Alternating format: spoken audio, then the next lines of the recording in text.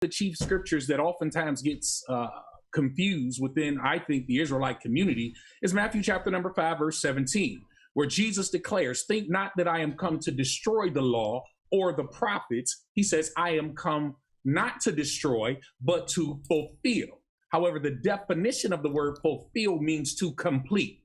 And Jesus did just that through the shedding of his blood on the cross.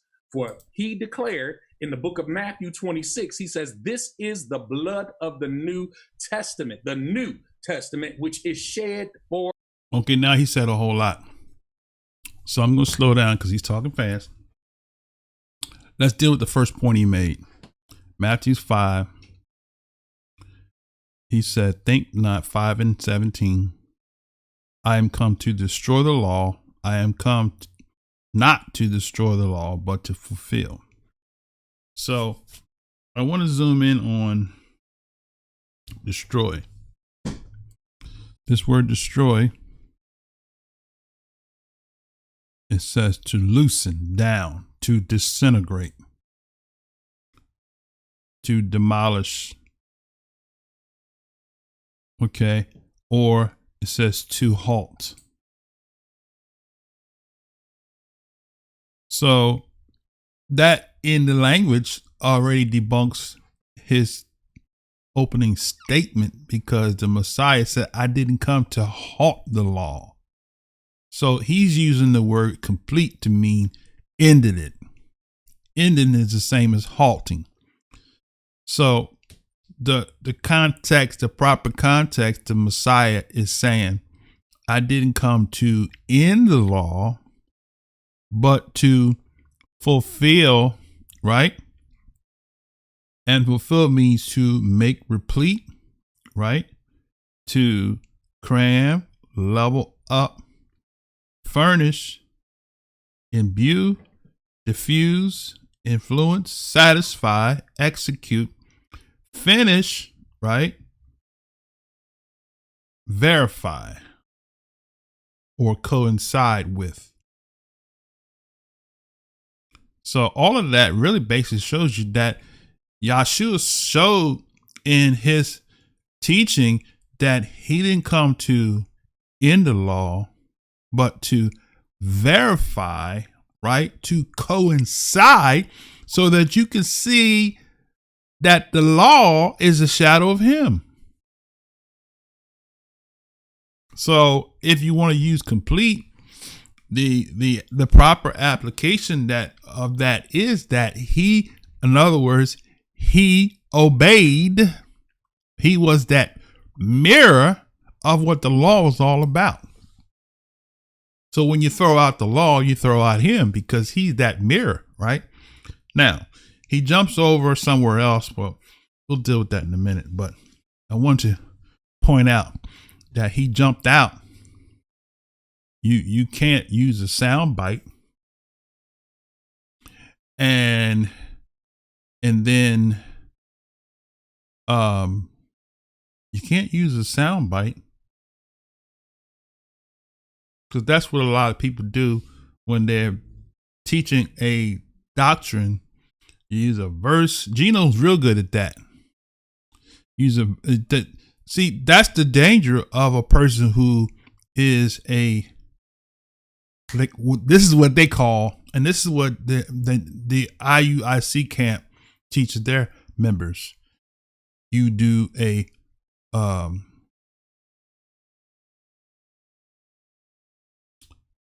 precept, right?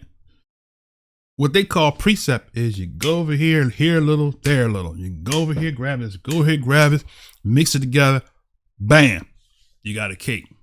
You got eggs, oil, flour, salt,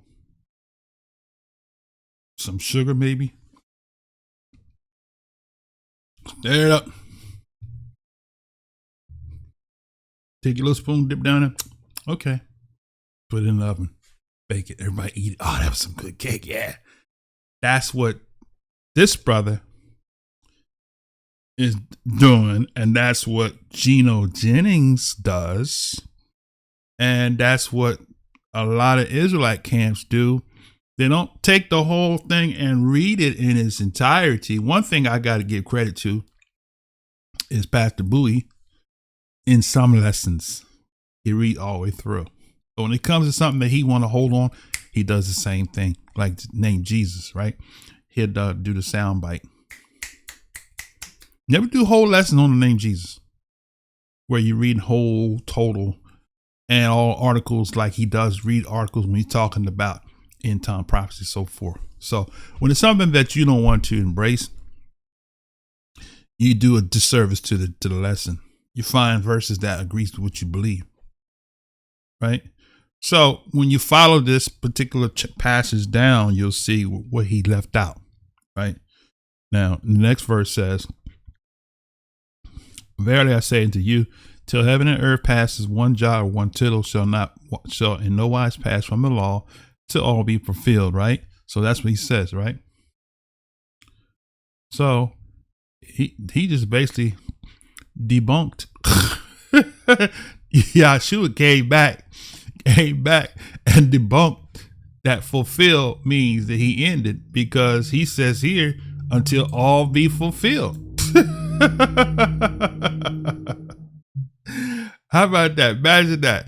He said the next verse, verily I say unto you, till heaven and earth pass, one jot or one tittle shall in no wise pass from the law till all be fulfilled.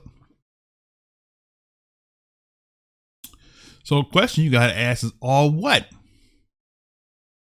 All what? What is the all? The all is, and now I can do this, but I'm going to explain that the all is talking about until your obedience to all of the law.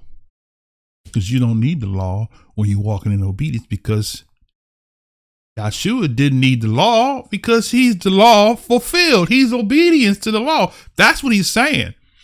He fulfilled the law, meaning that he's obedient to the law. He didn't need a law because he fulfilled it. He was walking totally obedient to the Father in his purpose and position, right?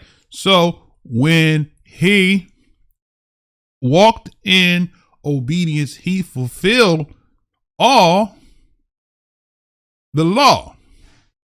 That's all it means, right? Now, I'm gonna do a soundbite for you real quick, okay? Keep your finger there.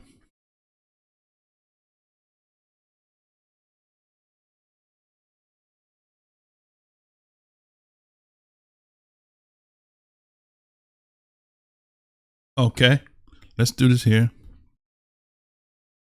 Let's blow this up real quick. This is 2 Corinthians. Okay. It says, shall wool myself beseech you by the meekness of the gentleness of the Messiah, who is present and base among you, but being absent in both towards you. I beseech you, that I may not be bold when I am present with confidence, wherewith I think to be bold against some which think of us as if we walk according to the flesh. Right? So what's he talking about? Walking towards the flesh is walking in disobedience. Galatians 5, right? Walking in the flesh. For though we walk in the flesh, we do not war after the flesh, right? For the weapons of our warfare are not carnal, but mighty through Yah to the pulling down of what? Strongholds. We want to pull strongholds down, not make strongholds, right? Casting down imaginations, everything that exalts itself against the knowledge of Yah, bringing into captivity every thought to the obedience of the Messiah. Bring every thought to the obedience, right? Obedience, that's the key word. Every thought to obedience, right? And having in a readiness to revenge all disobedience when your obedience is fulfilled. Oh.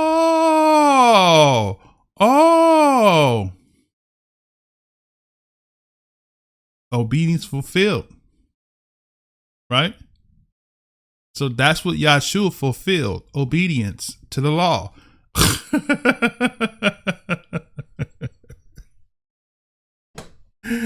That's what that means. He fulfilled the law. He fulfilled obedience, right? I'm gonna bring something else out for your hearing, right? All right.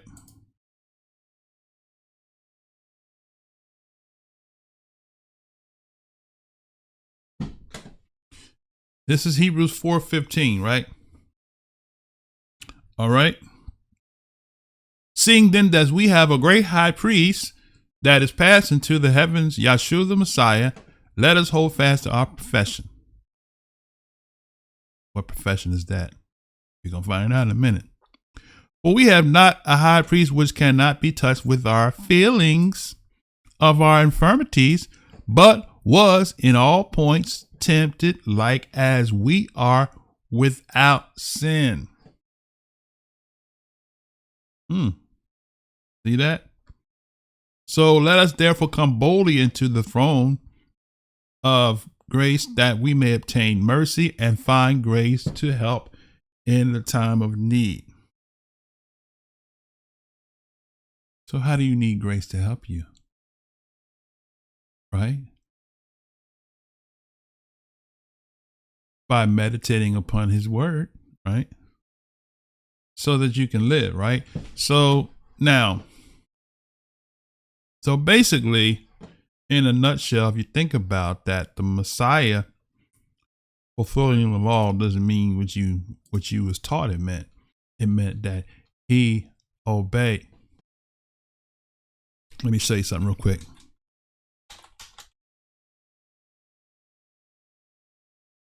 Remember on the road to, I think it was it Damascus? After the Messiah resurrected? And he said the following. So let's go to Luke real quick. Luke 24.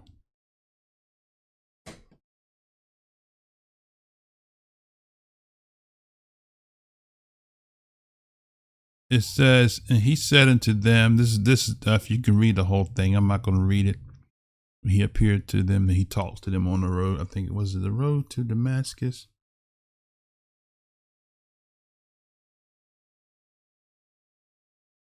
Okay, I might be mixing the two up, but let's see. Let's just see something real quick. Emmaus. Is Emmaus the same as Damascus?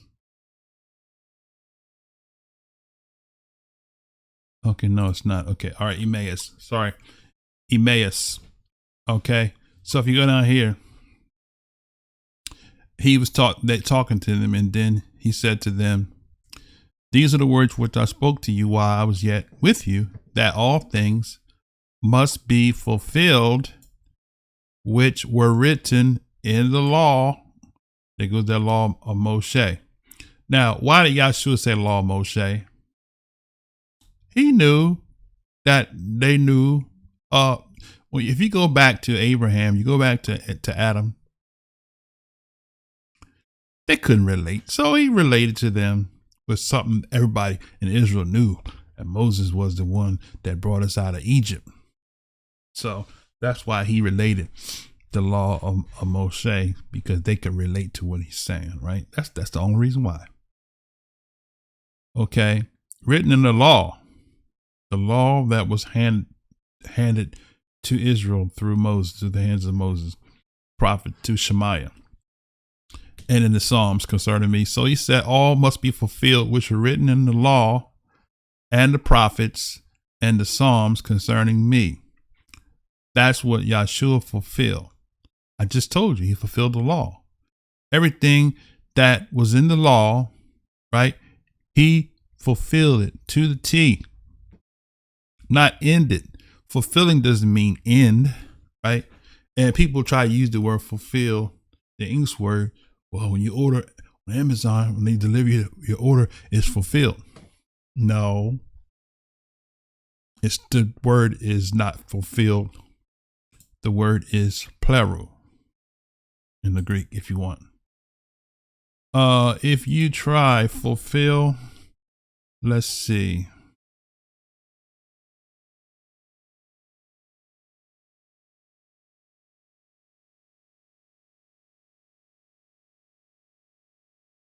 Okay, fulfill in the Hebrew sense. I just wanted to pull this up, see if we get male to fill, be full in a Y application, to be full.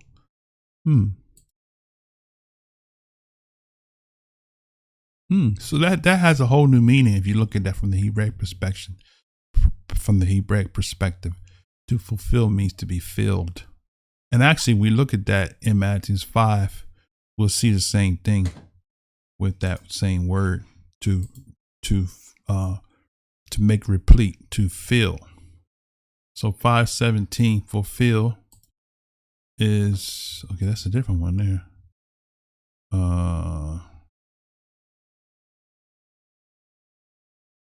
Let's see. Fulfill is plural. This one plural.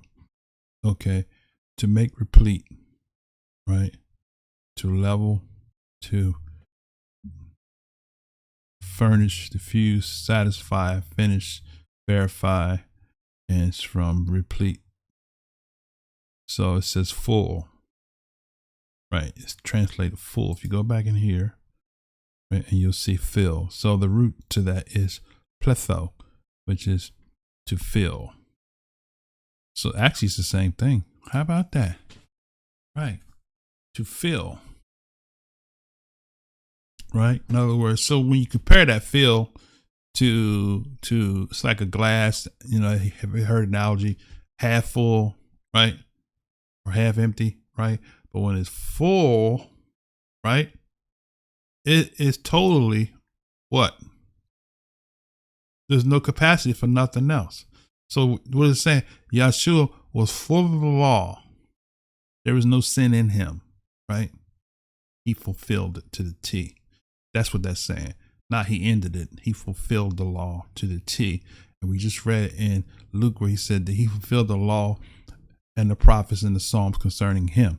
He fulfilled it. He didn't leave any gaps in that, right? And the second portion of that is if he ended, in other words, he said till heaven and earth pass away, he's coming back again. So if he fulfilled it, if he's finished, then there's no need for us to wait for him to come back, second return, because he fulfilled everything. So we see how that's contradictory, right? And now we go back, we'll see the next verse as we read. He said, until heaven and earth pass, one jot, one tittle shall no wise pass from the law, right? What's the pass? Arrive, perish, right? Until all be fulfilled, okay? And this fulfilled is genome, to come into being. How about that? So that actually changes the meaning too even more, because now that kind of agrees with this one here. Even though he said to fill, the Messiah fulfilled his part, right? To show you that you can keep the law of Yah, right? And so since he did that, he said heaven and earth shall not pass until all be come into being. So what comes to obedience? We just read it in 1 Corinthians. Until your obedience is fulfilled, right? Let's look at that one more time, right? Obedience is fulfilled.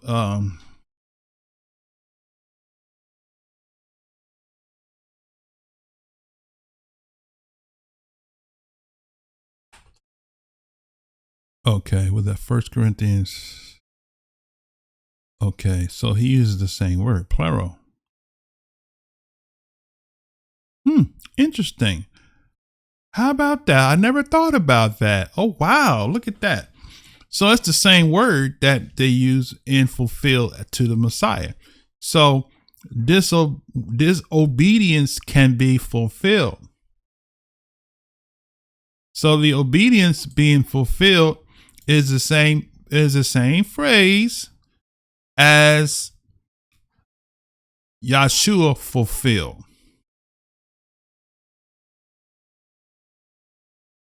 How about that? How about that? Isn't that something? Let's go back to Matthew 5. All right. Matthew 5, or Teeth Yahoo. It said Meta Yahoo 5.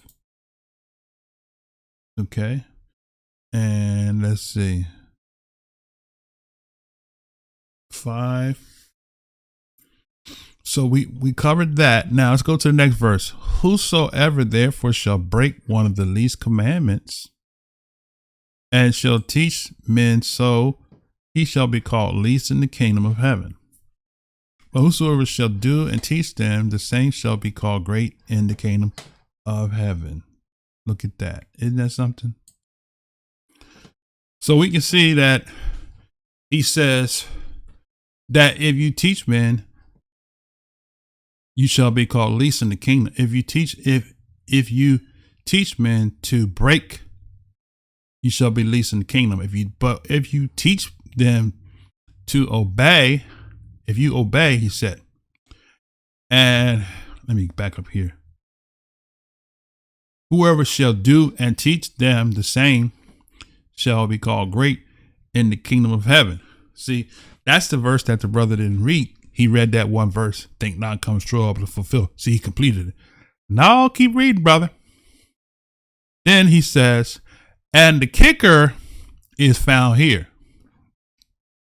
For I say unto you that except your righteousness shall exceed the righteousness of the scribes and the Pharisees, you shall no case enter into the kingdom of heaven. How about that?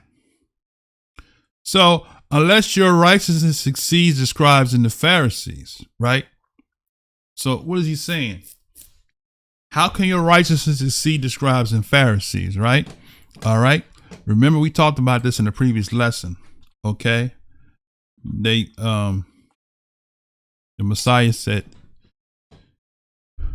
in Matthew 23, he said, Yahshua spoke Yahshua to the multitude and to the disciples, saying, the scribes and the Pharisees sit in Shemaiah's seat. I gotta get used to saying Shemaiah. All therefore whatsoever they bid you observe, that observe and do. But do not after their works, for they say and do not. For they bind heavy burdens and grievous to be borne and lay them on the men's shoulders, but they themselves will not move them with one of their fingers. Right? Okay. So the kicker is here. He says, if therefore whatsoever they bid you, what's the word bid? Okay. They speak or say to you, whatever the Pharisees say to you, observe it, right? Guard, right? Isn't that what the Most High said in Exodus 19? Guard it, and do, right? So that's poio, to do, right? What's this word here? That's the word for and. Okay. But don't do after their works, for they say and do not.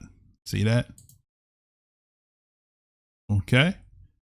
So in Matthew 5, now we comprehend what the Messiah was saying in 5 and 17. He's saying he came to fulfill, right? To level up, to coexist, to match up, to show you that all that the law was given to you was leveling up.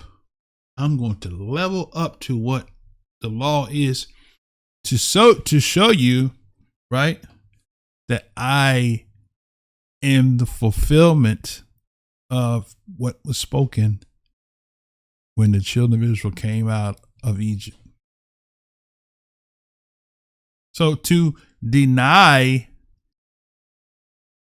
the law is to deny the lawgiver. Okay. Now let's get back into the video. See what else the brother also, he kind of said something about, let's see, can I back it up? Let's see, this is 434. Where's my thing at? Let's start by right here. is absolutely explicit and absolutely clear that we are no longer bound legalistically to the Mosaic law.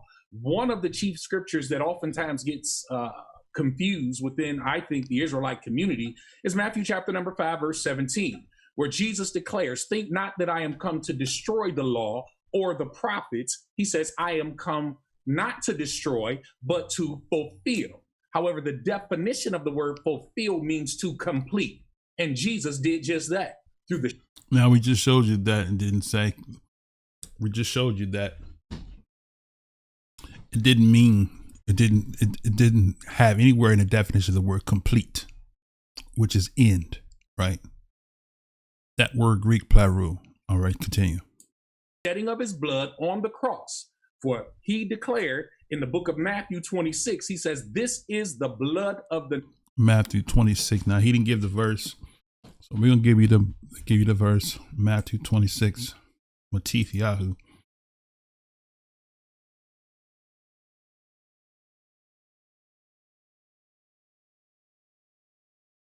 Okay, now just want to be there with him. Okay, let's go ahead.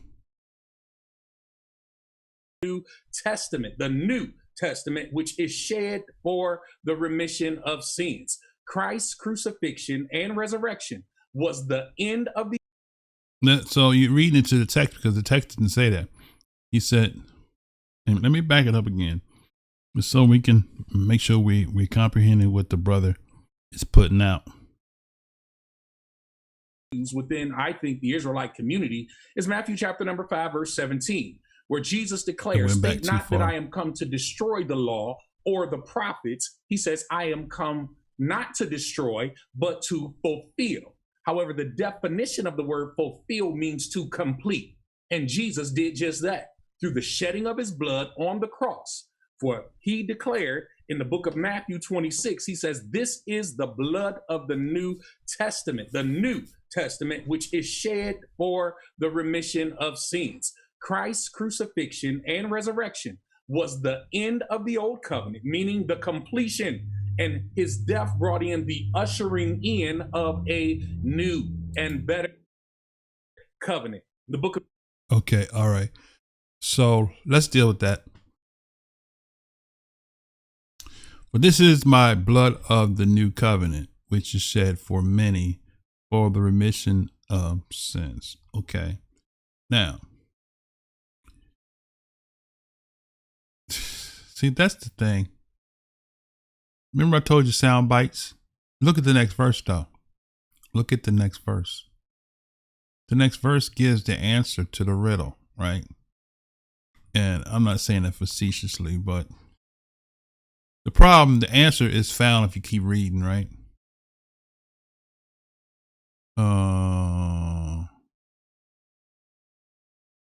Verse was that. Let me make it small again. I'm trying to follow my own self. Okay, it's 24. No, that's not.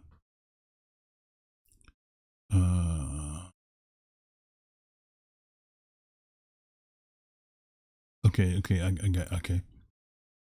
28. Okay, let's blow it up. I just want you to see. Let's blow it up. 28, verse 28.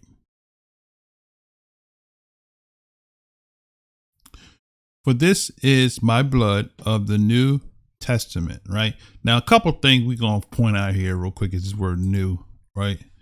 It says freshness, right? New, especially in freshness, right? Refreshing. So the covenant is refreshed or revised. So the new covenant is the word fresh, refresh, right? New, fresh, right? It's like new moon, right? New moon is not something that's new. Something's old. And we're going to show you because he's going to use a verse to point to make this mean that the New Testament is something new that never happened before, right? But this word new is the word kanos, which means fresh. Follow it out. it says second form anew, that is youthful or fresh, right? To regenerate. How about that? Okay, so the regenerate. What does regenerate mean? Generate of a living organism. Grow tissue to replace lost or injured tissue.